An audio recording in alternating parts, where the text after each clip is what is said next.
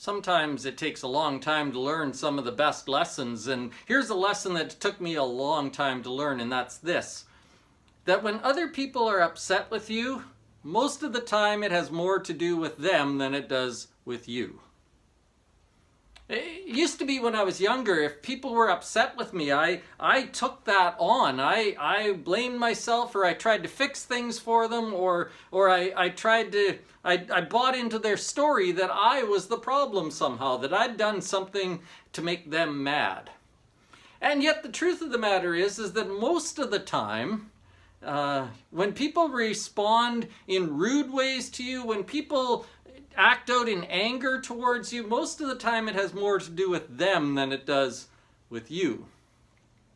Most of the time it has more to do with what they're going through than anything you have done. A great example of that comes from 1 Samuel chapter 30, a story from the life of David. Well, when we jump into this story, David has been anointed king, but he's not the king yet. Instead, he is living in a town called Ziklag.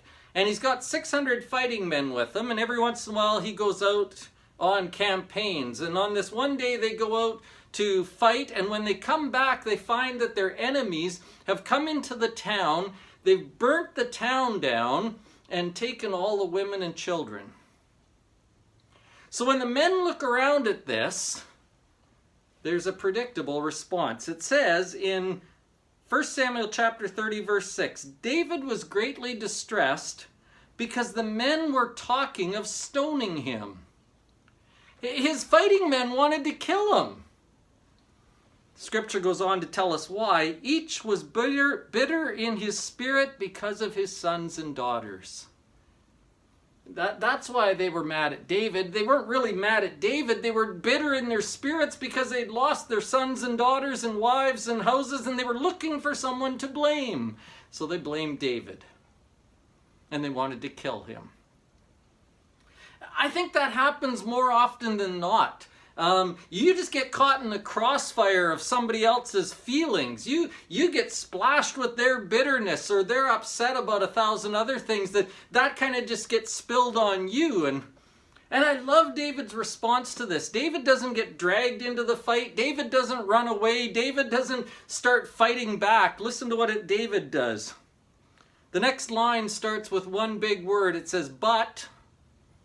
David's men are mad, they are bitter, and they're blaming David and they want to kill him. But David found strength in the Lord his God. In fact, it says that David kept his eyes on what he should be doing, and so he goes and talks to God and finds out that he ought to go and try and get his family back, that he's going to be successful, and they are. David doesn't get mired in the fight and the squabbles about whose fault it was and all this stuff. David doesn't even get trapped in running away from the fact that they wanted to kill him. David just says, okay, what are we going to do now? David still serves them. Even though they wanted to kill him, David helps them get their families back. David does the right thing because he doesn't get dragged into their fight. Here's the thing to remember. Hurting people hurt people. It said that David's men were bitter because they'd lost their sons and daughters, and they wanted to take it out on David. Hurting people hurt people. And if you can remember that, then you can oftentimes let things go and not take them personally, because it really doesn't have anything to do with you. It actually has to do with their own hurts. Hurting people hurt people.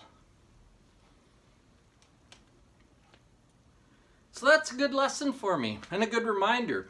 Once in a while I do need to sit down and I do need to evaluate things, and if I do need to apologize, I need to do that. If I need to make things right, I need to do that.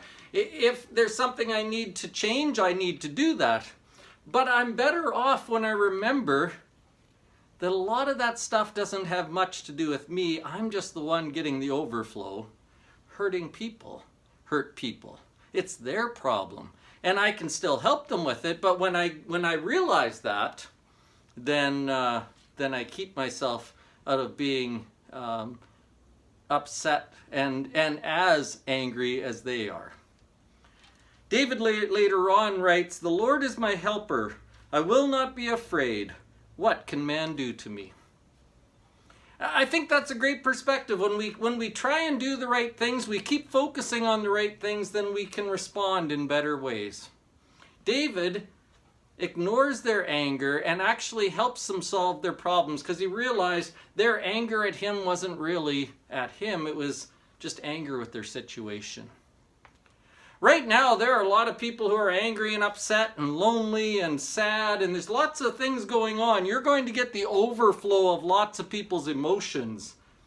Can I remind you that most of it doesn't have much to do with you? You just might be the one catching it at the moment. If we can remember that, then we can serve people better. We can remove the emotion from the thing because it doesn't have anything to do with us.